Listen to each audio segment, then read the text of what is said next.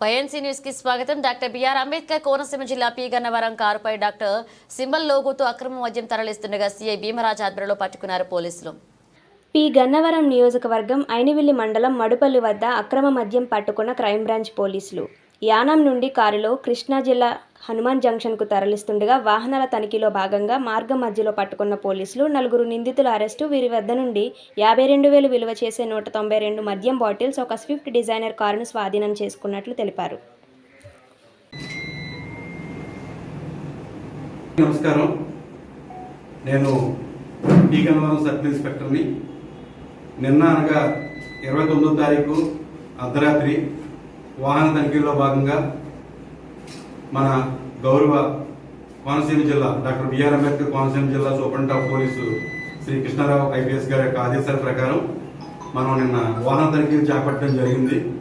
అయితే ఆ తనిఖీల్లో భాగంగా విశ్వసనీయ సమాచారం మేరకు కేంద్రపాలిత ప్రాంతమైన యానం నుంచి అక్రమంగా మద్యాన్ని తరలిస్తున్నారనే ఒక సమాచారంతో మా యొక్క సిబ్బందితో ఎస్ఐ గారు అదేవిధంగా మా క్రైమ్ సిబ్బంది అందరితో కలిసి మేము దాడి చేసి పట్టుకోవడం జరిగింది. దీంట్లో ముఖ్యంగా మొత్తం టోటల్గా 192 బాటిళ్లు 52,880 రూపాయలు ఖరీదు చేసే 192 బాటిల్ని పట్టుకోవడం జరిగింది. ఆ కారును దాన్ని సీజ్ చేయడం జరిగింది. దీంట్లో మొత్తం 4 ముద్దాయిలు ఉన్నారు. వీళ్ళంతా కూడా కృష్ణా జిల్లాకు సంబంధించి హనుమాన్ జంక్షన్ సంబంధించిన వాళ్ళు.